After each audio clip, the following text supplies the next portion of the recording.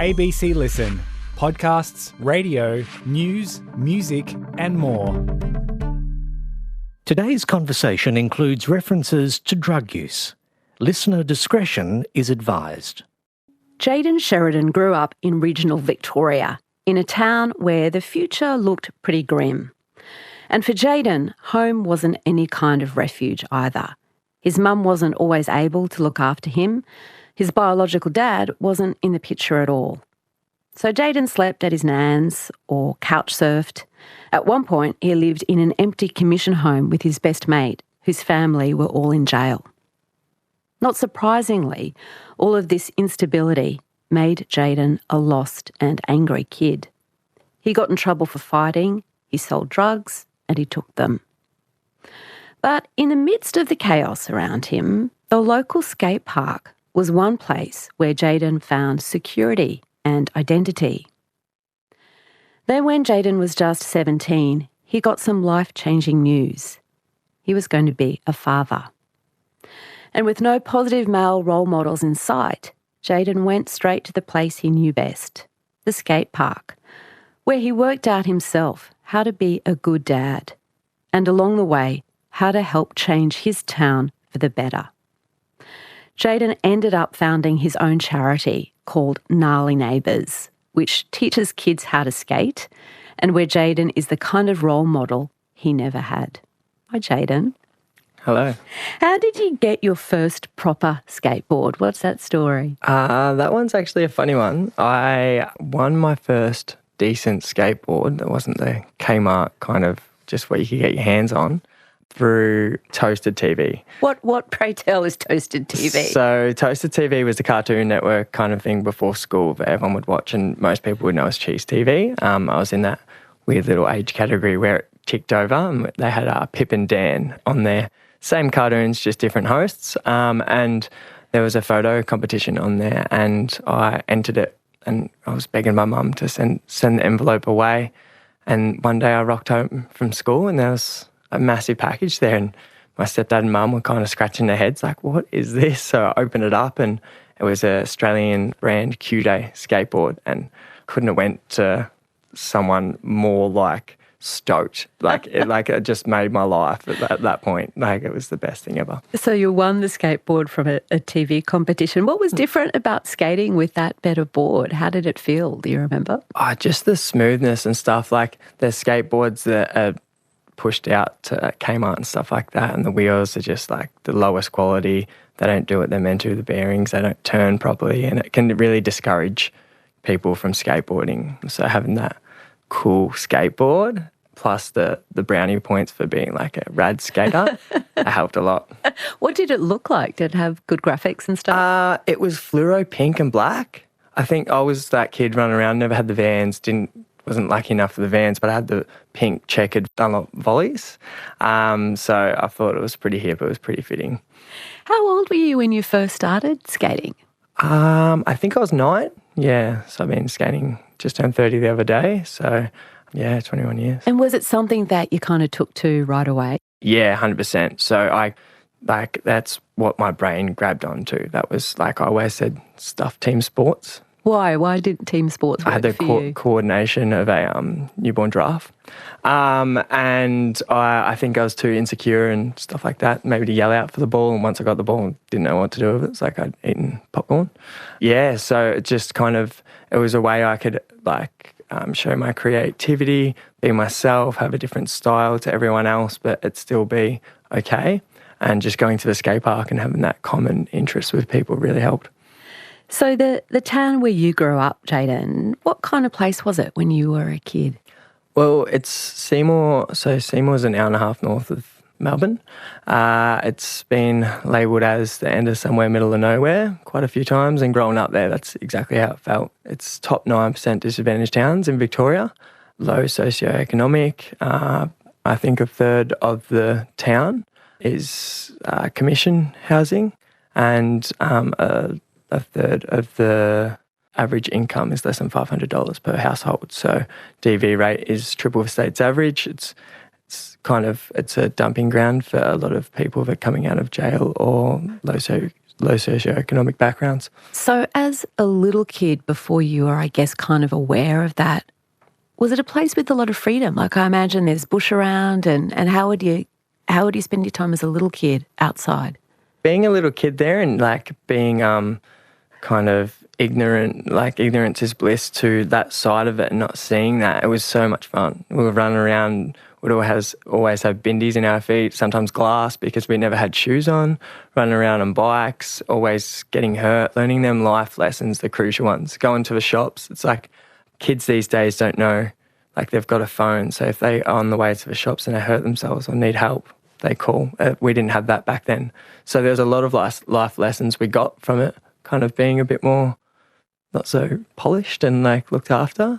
It's a small town, so is it the kind of place where everyone knows what's going on with everyone else? Yeah, literally, if they're not related. So it's got a population of about 7,000. Because the population is so small and we're in that top 9% disadvantage, the overlap of the wrong paths crossing is very high. What about your own family, Jayden? What was going on at home for you? When I was younger, we lived on the other side of town, which is the reason I can't ignore it now. My mum, at a young age, found she had some problems mentally, so she's now, I think, diagnosed with bipolar, which she's medicated for now and doing really well. But I think everyone falls into that category in Seymour, falling in with the wrong crowds and getting involved in drugs and such. And I think that took a big effect on her mental health without her knowing, and just she didn't have the lessons or wasn't taught the right way of how to deal with things and stuff like that. So home life kind of then... Was she a drug user as well? It was just maybe like smoking like marijuana and stuff. But from there, that kind of led to like a decline, which also brought to light all the things that she hadn't known about her mental health and stuff like that. So I remember when I was younger, there was one thing which I think helped change things for her as well, that she had a fight with my stepfather at the time. And there's a few instances like where she'd kind of started, probably her words, like lose the plot a bit, where it all kind of come to conclusion, where she had tried to, that escalated to her trying to take her life. So when you were, 8, 9 at home and your mum was struggling with this mental health stuff that wasn't being treated properly and using maybe marijuana, which can exacerbate a lot of that, what did that mean for what she was like to be around for you as a little kid? So at this stage, I was about 5, 6 or something like that. Because I was so young, that kind of stuck with me as something I remembered, and there wasn't much else around there. There was some fights and stuff in the neighbourhood that I can vividly remember, and some things that might be trauma to a lot of people. I actually think I blocked out all these things, and it's not emotionally blocked out. I could still remember them, but it wasn't like when I tell the story, it wasn't hard to talk about. I could just talk so freely on it. And I've come to realise as an adult and recently having like a panic attack that I had this feeling of like a big pointy pyramid, black, rushing towards me, and it was so immense that it felt like a car crash. And being young and not knowing any better and not being able to remember when I felt that feeling, but remembering the feeling in my head, that was like the future, and that's how I was going to die. And I was going to die in a car crash or something. And then I, as an adult recently, the last couple of years, I had one, and it was a panic attack. I was in bed, and like business stresses and stuff like that and life just kind of got me a little bit. And I had this feeling, and it was like an Instagram like story reel of like flicking through it really quick, and all these traumas I had from a young age came back to me, and it was like a quick gasp, and I was like, oh. And it was like I'd put all these trauma and things I'd experienced as a kid as like puzzle pieces in this box, and I've put them in order so I could just get on with it and not have to deal with the emotion side. But then after that happened, it kind of shook that box for me, and I kind of realised there was all these things that were actual detrimental to my mental health as a kid that I had processed myself and kind of rearranged. So I think there's a fair few things like that. So as a kid, I was none the wiser to it all, if you know what I mean. And it just felt like the norm. When you were still pretty young, your mum and stepdad decided to move up to Queensland. Why was that? That was shortly after all these problems. I think just seeing the kind of rip that Seymour can pull people into very quickly. I think they just wanted like a better... A fresh start. Fresh start, yeah, and that's exactly what it became up there. And what was life like for you in Queensland? Oh, it was phenomenal. It was the best. Like, I've got the best memories. Like, I'm on a trip right now taking my son through the best time of my life, or back then the best time of my life, to show him everywhere. And why? What was different? What felt different living in Queensland from Seymour? Up there was just a different community. Like, they didn't get up there and fall into a wrong crowd or anything like that. My mum was so happy. She was cooking all the time. Like, my mum is a beautiful person. She's got such a big heart. And what would she cook for you? She would make lasagnas all the time. She would make like banoffee. Oh, that's good. All slices. Caramel slice, that's my weak spot. Mint slice, she'd cook it all. But her caramel slice and Mars bar slice, just next level. That must have been a real relief for her too, to be able to look after you and look after herself that way. Yeah, 100%. Yeah, the quality of life was so much different up there. And I think the ocean air just does something to you. So, and she benefited from that the most. Were you still skating? Yeah, so that's where I actually won the skateboard and stuff, was up there. I lived there from 6 till 12. And then what led your mum to move back to Seymour? My stepfather got a job up in Townsville, and we're going to move to Townsville, and that's when they had some big floods. So I think they had a hurricane. And so we had already left the house and got stuck in accommodation. When we got stuck in accommodation, it was obviously just a money pit, and my mum got sick of living out of bag, I think, and just said, well, we've got to go back to Seymour. So she up and left back to Seymour, and that's kind of very pivotal to how life went for, I think, all of us down there. What was it like to be back in that little town again?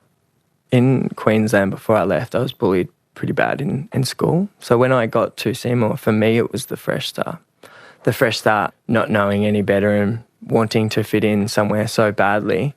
I just felt like I had something to prove. And I obviously had no one knew me there. Even if they knew my mum and family back there, that was about it. So I just had to prove myself to try to be cool. Like, I wanted to be that cool kid because I didn't ever have the opportunity to do that.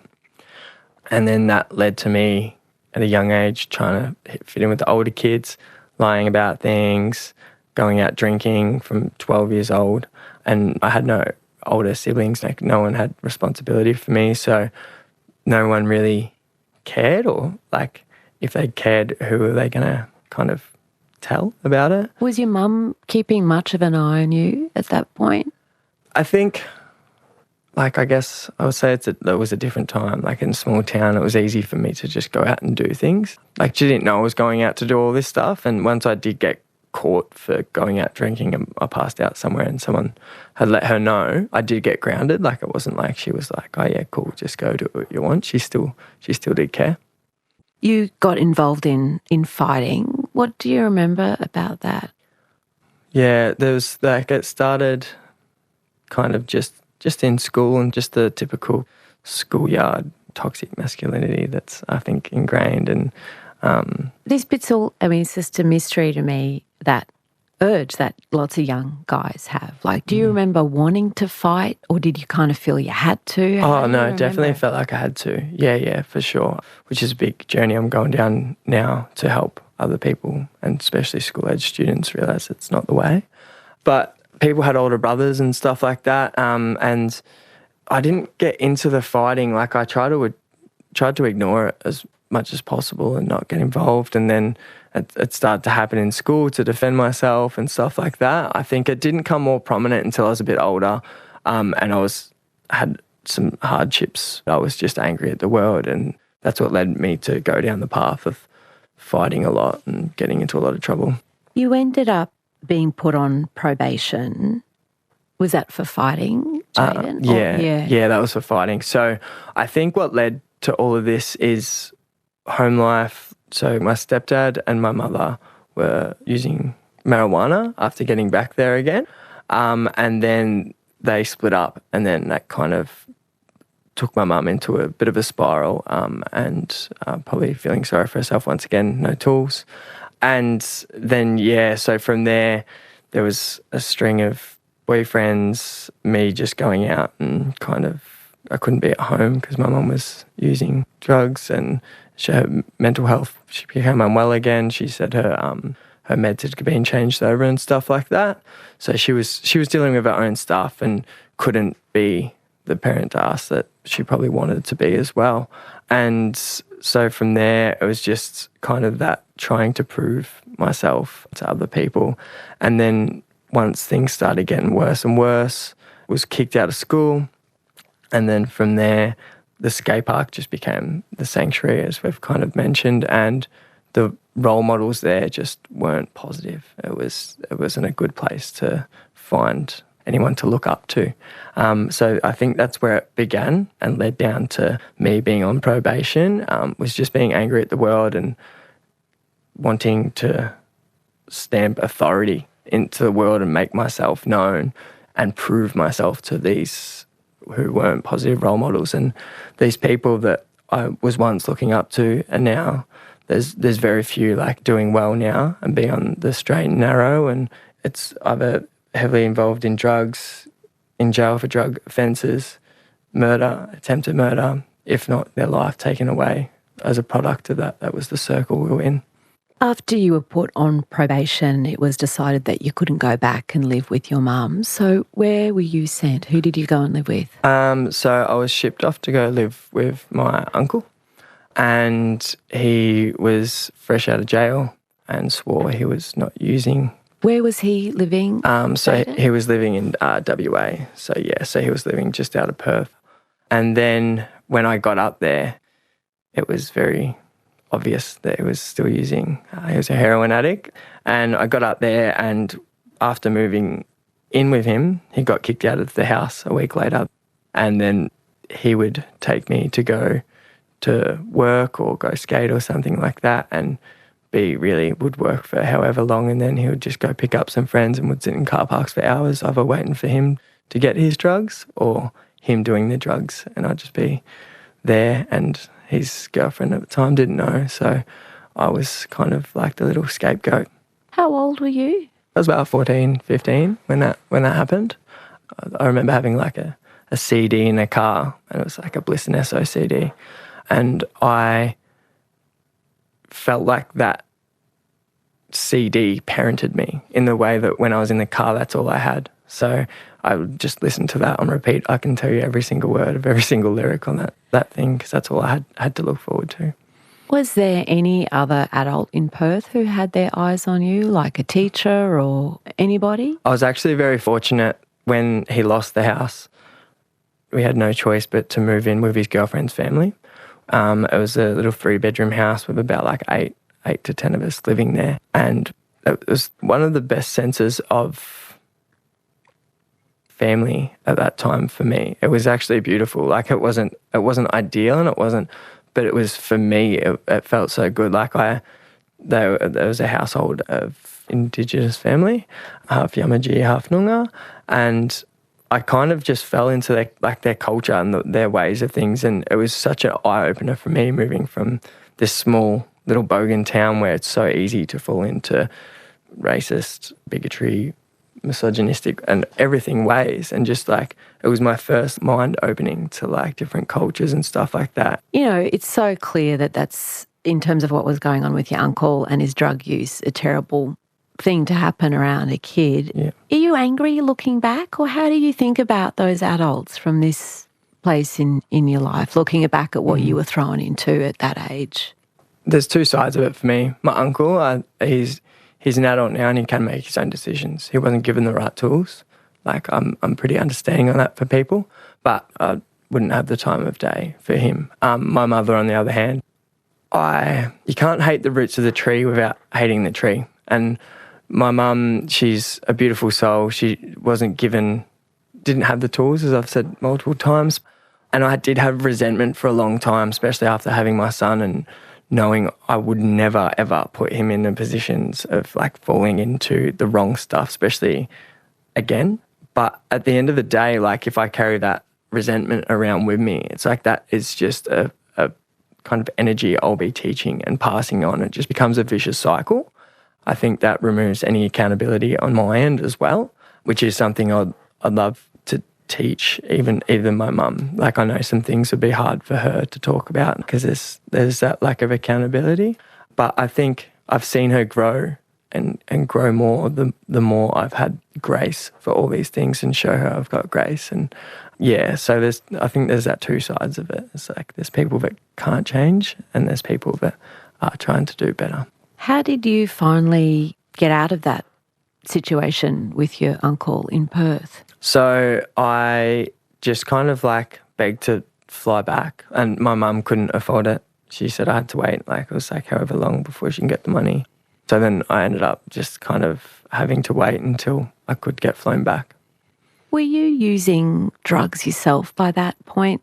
Jayden, it was all around you. Yeah. It was what every adult, it seems almost, in your life was doing to cope with stuff. Yeah.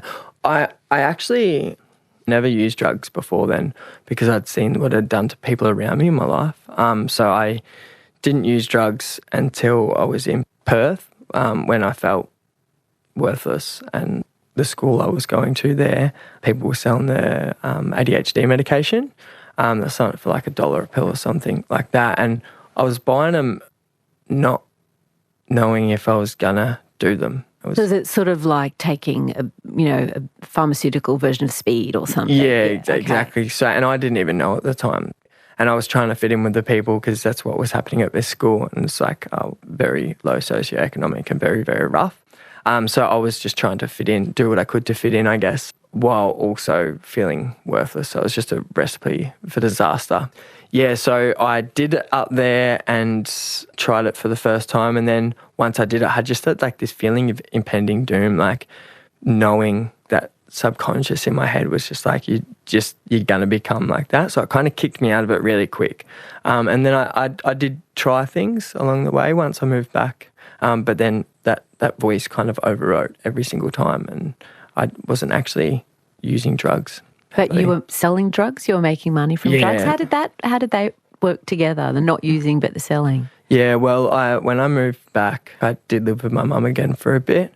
And by that point, she was buying large quantities and she didn't get to leave the house much. So a lot of the times there wasn't a lot of food in the house or I just wanted to go and get stuff with my mates and stuff like that, not be that scab that I was kind of known for being younger, just trying to get by. And I started taking some of her weed to sell to my friends and I'd sell it cheaper because I didn't smoke it and it wasn't mine. So that led me to being able to pay my own way for things and then I got to fit in with more crowds and do more things and kind of found it as a way to survive. You were probably more reliable if you weren't using yourself.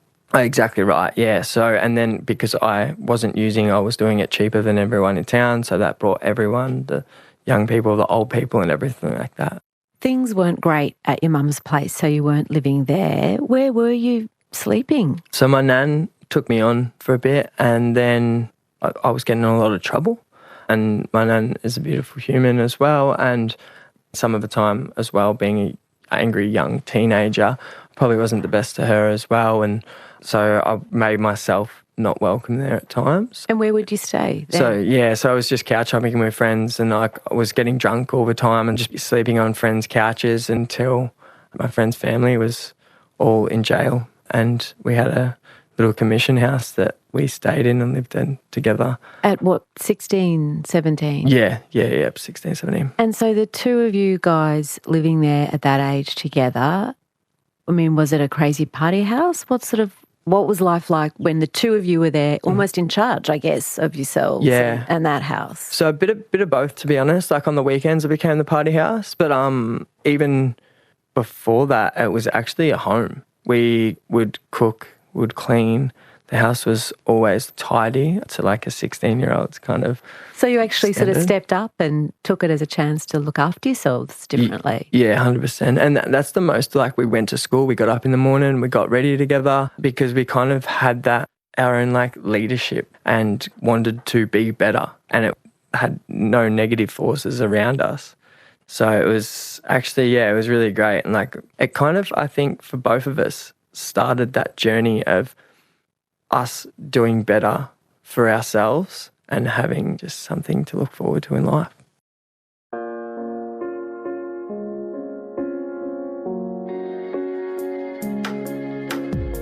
Podcast, broadcast. You're listening to Conversations with Sarah Konoski.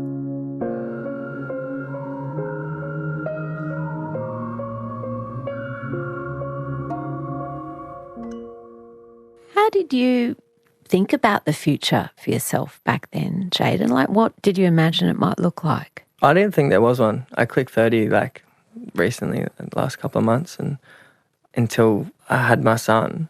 And even after my son, I still had that thought, like from younger, that I'd always told myself I wasn't making it this far. And that's the way I lived my life, very fast and crazy, to be honest. So I didn't actually see a big future. When I was a child, I had to tell myself I was here for something different. You didn't think about like a kind of job that you could get outside of the world that you were in, or training, anything like that? No. It was just day to day. Day to day. And the people I was looking up to, like when I was drug dealing and stuff like that, that's what I was gonna do. That's it. It sounds like you've already lived such a big life and you're only like 17 at this point. And then in 2012, you got a phone call from your then girlfriend. What did she say? I was actually out drinking with my mates on the streets, probably just causing trouble, riff-raff. And she called me bawling her eyes out and told me she was pregnant. And the first thing I said was, we cannot do this. Like, I was still a child myself and not wanting to bring a child through what I have experienced. And she just kind of gave me the ultimatum. She said, well, I'm keeping it and you can bugger off. And that was putting it lightly, to be honest. And I said, well, obviously I'm not going to. And then from there, when I was drinking with the boys, I had a six-pack and I couldn't tell anyone. I was told not to tell anyone, obviously. And I drank, like the way I'd seen coping mechanisms in my people around me, I drank the six-pack in like 5 to 10 minutes and just kind of was just on a kamikaze, I guess. And when you woke up the next day, did it sink in what this was going to mean? It was a dream. Like I had to keep asking, is it real? And from that moment, when it was real, it couldn't have been more real. And I was so scared, like so scared. My life was over.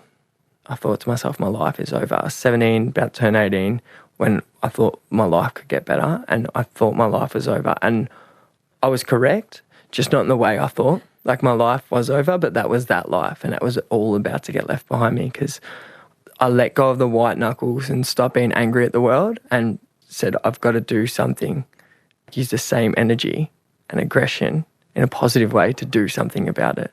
How did that happen? When did that happen in that pregnancy? What was the moment? Yeah, I actually, from there, had turned, by that point I'd turned to the drugs I was selling and partying. And I said from the start of all that it was going to be done. Like, I tried to do the happy family. His mother and I were very rocky. We're best friends now, but just young and dumb kind of stuff, just very silly. I tried to step up and be that man. And as soon as that didn't work, it was just, once again, like a kamikaze, I guess. And I said, as soon as he comes along, he's not having the same environment and same home life or anything. So it was just before, a few months before the birth, I just said, it's all done. And no one believed me, because I was so I was the most reliable in town to get stuff off, and everyone had just seen how far gone I had let myself get to. And yeah, a few months before, I just dropped it all. My phone stopped ringing. I told everyone to stop calling me, and all the friends that I had, that I was getting hundreds of calls a day almost, it seems like, just went silent. Were you there at your son's birth? I was there, and there was a few times that it kind of got a little bit scary, and he couldn't be born naturally, so I went in for a C-section, and when he came out, there was a few seconds he wasn't breathing, and it was my world just... that was a very butterfly effect moment. If that had gone bad, I hadn't yet had the tools, and I would have been a different person today, and I wouldn't have been a nice one, and I wouldn't have been reliable to be around. What was it like when you heard him make that cry and know that he was okay? Everything, just all the past just didn't matter, and it all led to this moment. If I was to live the life again, I wouldn't change anything. Any hardships, anything I've ever dealt with or gone through, I would do it all 100 billion times again for that one moment. And when you held him, Jayden, could you see yourself in that little face? Yeah, I could, yeah. It was a spitting image of myself, which is super crazy. So it was just, it couldn't have been more real. I just wanted him to be able to cast his own shadow and be his own person, and it just really sunk in there that that's what I was going to pave the way for him to do. You saw a shooting star not long after your son was born. Yeah, I went around to some friend's house and wet the head, I think it's the term, and on my way home I seen a shooting star shoot across, and I remember having a little giggle to myself and just thinking, I don't have to wish for anything, I've got it all. And it's from going from everything else to that moment, everything was so perfect just because I had him, and I knew I was going to completely, the trajectory of my life had just completely changed for the better. Have you told him that story? Yeah. So we actually, where we live now is down the street. So I can see the corner where I seen that shooting star. And it's the same street we live on now where I lived on in that house that was called 13. So it's all kind of, it's such a small little world that from that house to that corner where I seen that shooting star is where we are now, and it's just completely changed. You and his mum weren't together anymore, so you were going to have to work out your own approach to this parenting thing. Did you reach out to any of the men in your life to get their advice, or was there anyone that you could kind of turn to?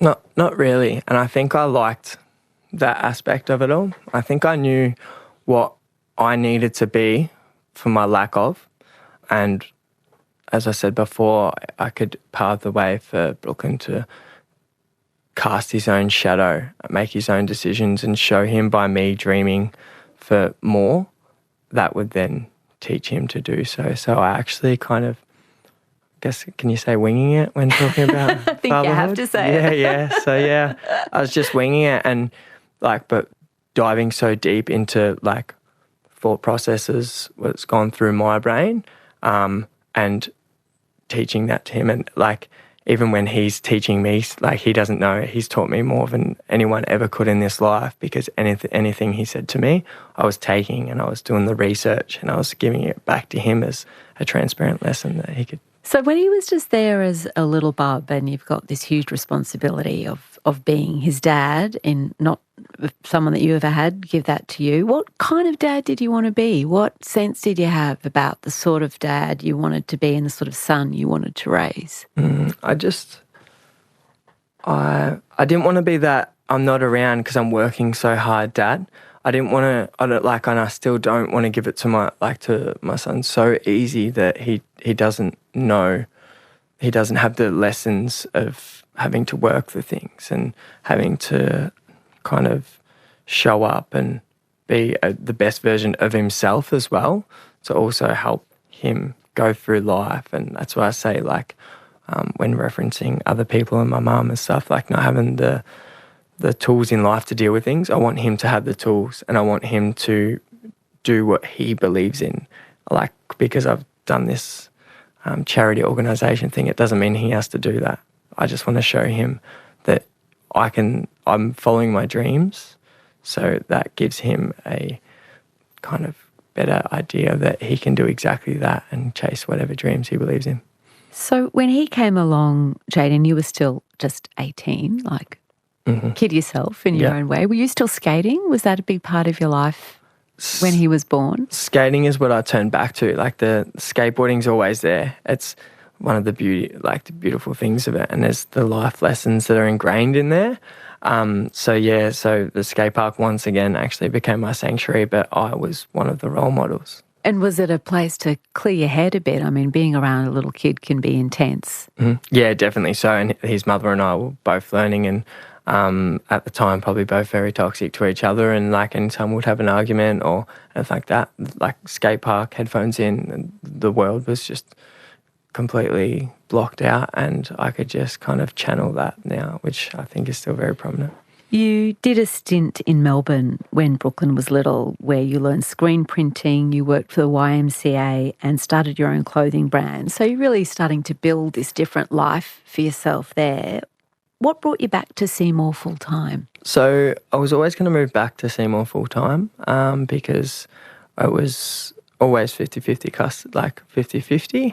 And so it was week on, week off when I was up in Melbourne. So we got a bit of the like country life, Melbourne life, different playgrounds every single day, different kids every day, rather than just the same little bucket that Seymour kind of has. And then he done 2 years of kinder, so I ended up staying an extra year than I thought I was going to. And then as soon as he started school, I was moving back. And how did you feel about that? Because this was a place that had been a really hard place for you to be, a lot of bad memories for you in that town. Was it kind of scary, the thought of going back to live there full time? The thought of it, I hated it. I hated the thought of going back there. And I cried to one of my friends one night and said, I don't belong there. I've created this life up here. It's completely different from what it was, and I don't belong there. And my friend replied and said, I know you don't. Like they'd seen. And I said to my friend at that time, I said, we've got to change it. Like, you got to help me change it. And this is a friend who's also in relation to the household as well that we lived in. So he's seen exactly, and even worse hardships than I had seen. And he said, I know. And so I got back and started to make the change. So how did you think that you might do this idea that you're going to change the kind of what the town's offering for kids who are in a position like you were in? I wanted a more positive environment for Brooklyn, like my son Brooklyn, to grow up in. So I knew where I found sanctuary, and there wasn't anything else to do but the skate park. It was just kind of a no-brainer to do what I know best, and I was working for YMCA and I was doing skate lessons, running competitions and all this stuff. And had built my own way of doing that while working for this because I was so passionate about it. So I just thought, I didn't even think, to be honest. It was You just knew? I just knew, yeah. So. What was the skate park like at that point when you first turned up? What kind of atmosphere, vibe was it? Always a mess. Kids running around swearing, just like the usual kind of little rat bag thing that I knew all too well. Being one of them. So it wasn't as rough as I remember. We got a new skate park and stuff like that too, so it's come a long way since. But yeah, it still wasn't the best environment. How did you react when you heard kids swearing or, chucking litter around? What were you doing? I took it in at the start. I just took it in, and I just went there and done my thing. Didn't give the kids too much, gave them respect. And then from there, when I started going more and stuff like that, I ended up getting 6 skateboards and taking them down to the skate park and then just offering kids to skate. So before putting my authority in there, gave that kids the respect and offered them to help learn tricks and stuff like that. Then from there, we went over, this is your space. We have to respect it. Let's put our rubbish in the bin. Hey, no swearing. There's other people around, et cetera, et cetera. And then from there, more and more kids started coming through. More and more kids doing the right thing. It was the minority to be doing the wrong thing. And the majority, kids, I wouldn't have to say anything. Kids would come and try to dob to me and I'd say, this is your place. You don't have to dub to me. You just do something about it. You teach them how to do that. And then from there, more kids were coming, and it became a community and a place where kids could just come and have friends and know they were going to get respect and stuff like that. And from there, I ended up dropping off my business, my freelance work, and got a job at a cafe just so I could pay my bills. So that you could spend time at the skate park? Yeah. It went from one Wednesday, taking 6 boards down to kids were sharing boards because I didn't have enough boards, to going down 3 days a week thinking they'll make it better, but the kids were just rocking up in more groups, and then more people found out and parents found out, and all of a sudden one of the mums, like there was a few parents that were just like, well, who's this guy? A bit unsure about their kids hanging out at the park. Yeah. Yeah, especially with a 25-year-old bloke kind of thing. It's like, and not knowing who I was, that's very, very understandable. And then, some of the mums started coming down and seeing it, and then bringing their kids down and spending time there and stuff like that, and seeing the change it was making. And then the whispers, I call it the whispers of the mums. Everyone that was the power behind it. It's kind of like, it all starts with the mums. Even with my little DJ career I had, it's like you get the mums dancing, everyone's involved. You know what I mean? And that's how it happens. So from there, it blew up, and then the whole community's behind it. And then from there, we did some fundraising. We got enough to get 30 sets of boards, helmets, pads. Down the line, ended up paying for a van so we could go around to schools and run programs in schools. And it just escalated until it ticked off everything I said it was going to do. But then I realised the impact we're making right now can just be given to so many more people and create more of a ripple effect. I screamed from the rooftops when we started about prevention, and because I knew what the prevention was from, and there's no money for prevention. We need Band-Aid solutions. They need to see results straight away, and I just didn't understand that. Everything I've learned has just been coming from doing it and kind of getting in that world. But the way I see it is, by us creating prevention, it's just creating a safe space, and we're creating smiling faces, and then them smiling faces of young people grow into adults, and then they become smiling adults, and them smiling adults are the prevention because they know the cause of it and how to bring it all together. So skating's sort of just the tip of the iceberg. That's the most obvious thing that they're learning, but there's all this other stuff going on beneath the surface. Yeah, 100%. So skateboarding is a way, there's so many more lessons that, you fall, you get back up. You kind of have to have the resilience. Skateboarding is scary, and that's the best thing, and it's a great way to build trust with the young people, but also help them tick off little mental cues in their mind and give them the confidence, instill confidence to go and do things in their everyday life because they've built confidence elsewhere and that sense of community. And then from there we have the social incursion of everyone do it together, but also, as I found out when I was younger, I could do it by myself and have my own style and show my own creativity. And then from there, we now run creative workshops and programs and wellbeing programs in schools, brand building workshops, skateboard art, 3D printing.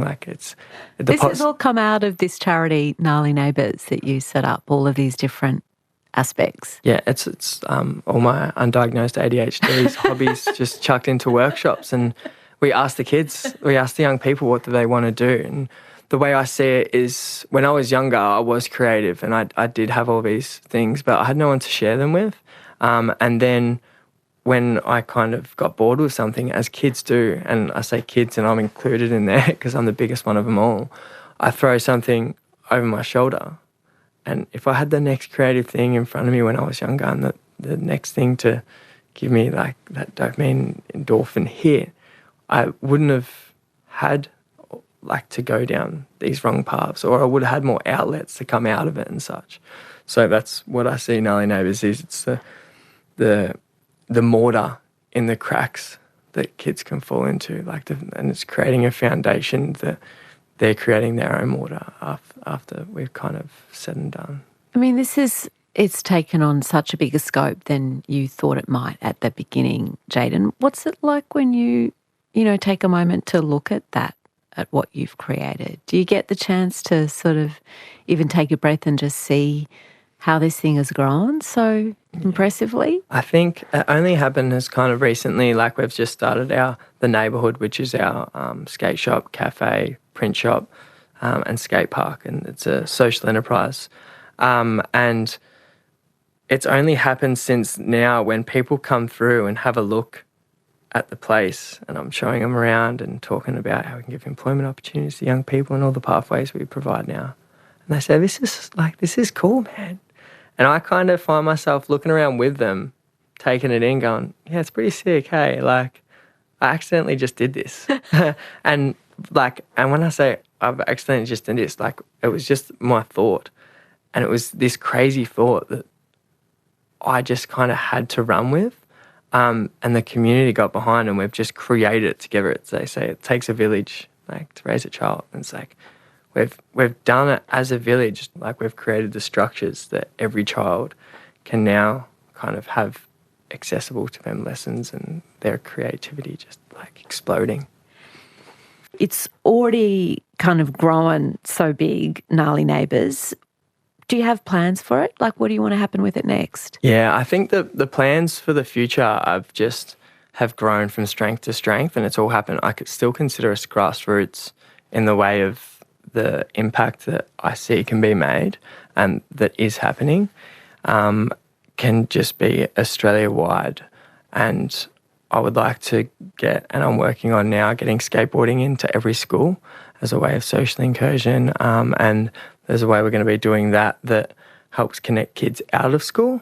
And then from there, I would like to open up the neighbourhood social enterprise cafes and Gnarly Neighbours compounds where kids can have that social incursion and bring the whole community together and not just be for the kids. The kids can come in there, pick up things and get creative, play games, learn skateboarding. And then the community and parents and stuff can come there, workshops, help other organisations in the community, bring exposure to what they can do as well for communities. So I'd like to really kind of connect the dots for everyone to bring it all together and just like make that impact the biggest it can be.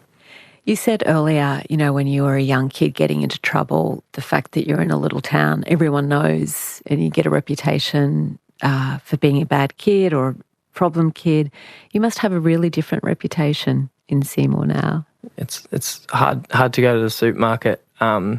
I think when I actually had a panic attack recently, as I mentioned before, I actually was after going to the supermarket. I think it was as the Young Australian of the Year thing came out in the tabloids or the ABC, one of the ABC articles. And I went to the shops and got overstimulated and got into the car and just had a little, oh my gosh, what's happening? And then it all was like, whoa, that was like kind of, I'm not sure if it was a panic attack or anxiety. I think I might have had one of each, like in the last couple of years from similar things. But just because everyone wants to say something or connect with you. Yeah. So I've learned that I have a social battery now, and I have to nurture that pretty well. Because it is pretty wild, and it's even to go anywhere. Those mums, you better watch out. Those mums will see you coming. Yeah. Trust me, my girlfriend reminds me all the time.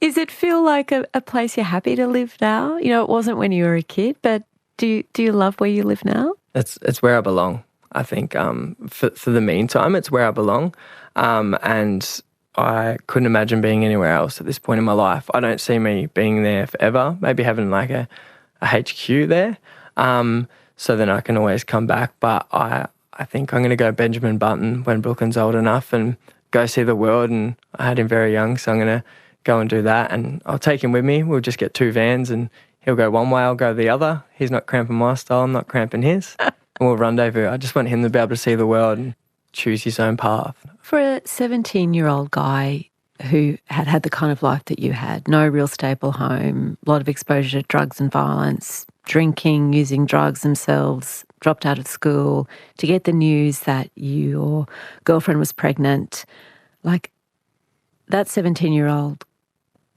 teenager could have made a really different decision than the one that you did. Do you think about that ever, about that life that you might have led instead, that might have been the more predictable or expected one when you got that news? Yeah, very much so. I say I think I must have lived this life a million times before, and as I've gone through it and each time I've lived it, I've got to this crossroads where I get to change one thing, and every time I just change my mistake each time, but I get further and further in the same life I'm living now, because nothing could be so perfect, and there was so much more opportunity for, like, it feels like millions of possibilities that could have been from me going down the wrong track, and they were easier. It could have been like way easier for me to fall into, especially after seeing it I'm one of the lucky ones out of like the people I grew up around. He gave you a lifeline, that little baby, it sounds like. He did. He was the catalyst for it all, and I owe him so much more than he could ever know, and I'm so happy to live my life repaying that. It is a really wonderful story, and congratulations, Jayden. Thank you so much for being our guest on Conversations. That's okay. Thank you. My pleasure. Jayden Sheridan was my guest on Conversations today, and this interview was recorded on the lands of the Turrbal and Yagara peoples and produced by Maggie Morris. Carmel Rudy is the executive producer of Conversations. I'm Sarah Kanoski. Thanks so much for listening.